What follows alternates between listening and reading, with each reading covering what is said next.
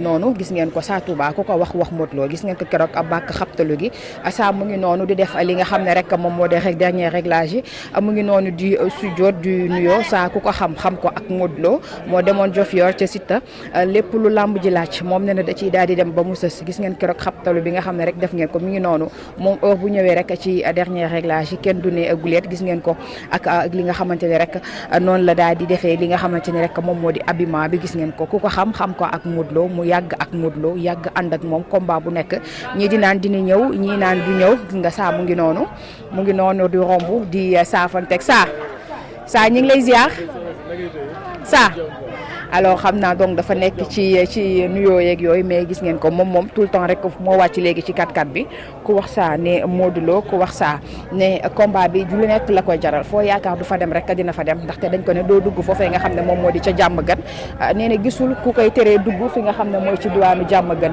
mi ngi noonu di saafanteeg ñi nga xamante ne alors ñoom ñoo di waa Parcelles ñi nga xamante ne rek saa su nekk rek ñoom ñooy bégee li nga xamante ne rek moom moo di Modou Xarañ Lo mi ngi noonu nag nekk ko am solo ci Modou Lo moom Sa Touba gis ngeen ko noonu ak baylaat bi baylaat la daal di maye mi ngi saafante gaa yi bu baax a baax donc benn ñi ngi ñëw Parcelles mi ngi commencé neex donc dañuy enchaîner élage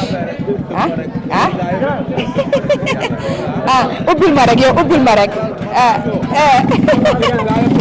Badou yow bul wax dara donc élage donc ñu dem fee bul wax dara donc élage kon est-ce que duñu xool nii rek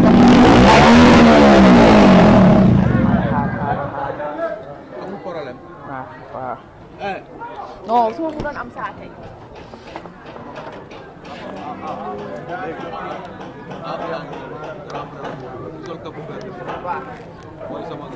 saafanteeg gars yi ba léegi rek voilà maa ngi ñëw tey yéen ñëpp laay jël donc yéen ngi gis noonu ba tey Sa mi ngi saafanteeg li nga xam ne mooy gars yi xam naa ne période bi ak presse bi xam naa dañuy ragal li nga xamante ne rek alors moom moo di yéen détails yeeg loolu mais gis ngeen Afia mu di frère ci Modou Lo donc nee na ñoom pare nañ bu yàgg nee na léegi ak lu ci mën ci am rek gis ngeen Sa mu ngi noonu ci dernier réglage yi mi ngi noonu téye golo bi Sa mu ngi noonu ak golo bi ngeen koy gis noonu xam naa day daw presse bi waaye rek du ñàkk dinañ ko côtoyer gis ngeen ko noonu ak golo bi xam naa ni ñàkku rek lépp rek ci lamb ji la mi ngi noonu fob golo bi Sa mu ngi noonu rek golo baa ngay bañ waaye mi ngi ko fob lépp rek ci wàccaay li nga xam ne rek moom moo di combat bi nga xam ne rek daal dinay am ci diggante ki nga xam ne rek moom moo di le roi des arènes ak ki nga xamante ne rek alors moom moo di Siteu fi nga xamante ne rek moom moo di ci arène nationale naka ni ëllëg nag donc mu nekk nag combat bu nar a neex ci diggante Siteu ak ki nga xamante ne rek moom moo di le roi des arènes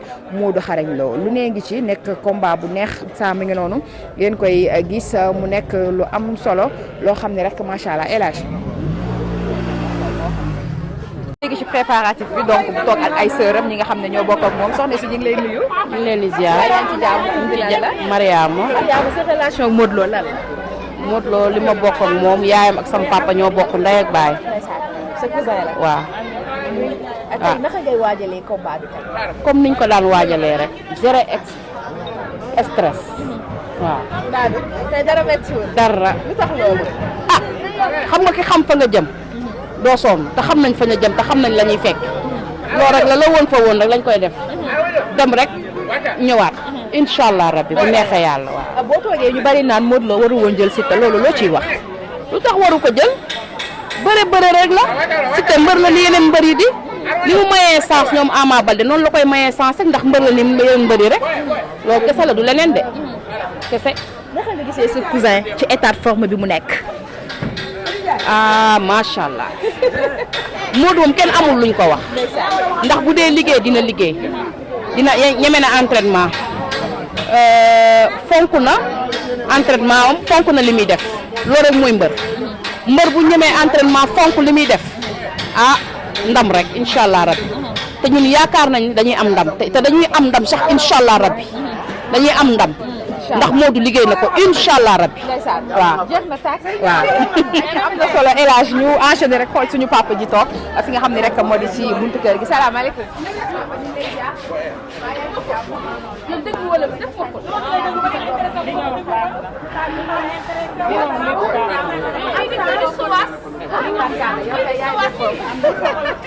c'est bon.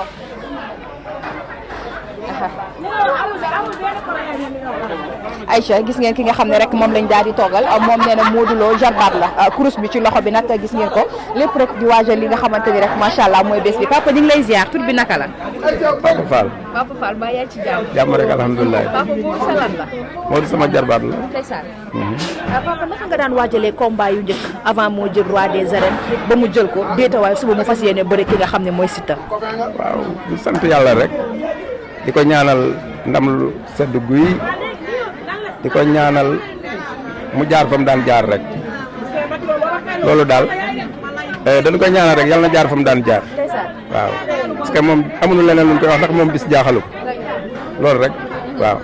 papa naka nga waajalee combat bi. comme niñ ko daan waajalee rek niñ ko daan préparé rek lañ ko préparé waaw. Modou de xam naa dafa génn ñëwagul.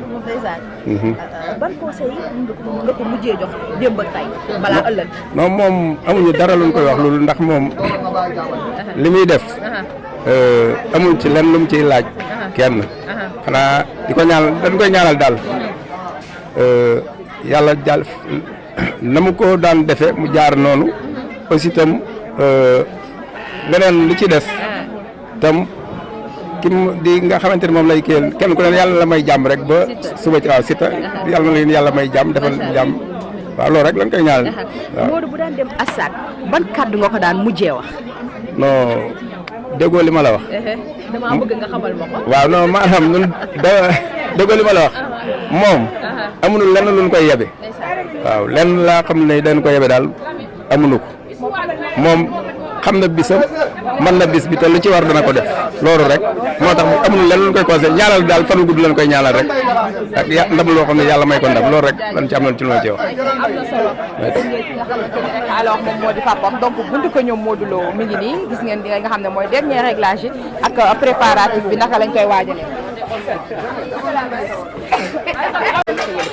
waaw sant yàlla di ñaan yàlla foofu mooy ndam nan ko doon waaje combat la rek combat moom comme ni ñëwee rek moom bis duñ dépassé te bu soobee yàlla jàpp daan ñibbi incha allah waaw. bu gis ne ku Modou Lo combat yi doon yëpp di ñi nga xam ne xaw nañ ko sut ci ay taay day am des combat yi difficile si moom est-ce que yéen a ngi waajal ci bu baax. non loolu du problème daje na ku nekk wallaay loolu du problème daje na ku nekk bari sëñ Tuubaa Mbàkke te incha allah bu soobee yàlla suba ñëw jibile bu neexee yàlla. mais Siteu du danger. waaye du ko gën a waaw moo ko doon ñeenti yoon daa ko bëri ëpp xam-xam lépp ci la rapidité bi lépp lu mu indi doon ko fi barke alxuraan moom mi ngi lépp daas na daaj lépp barkeel. lu jaaxal tekkaaral gi ci Modou.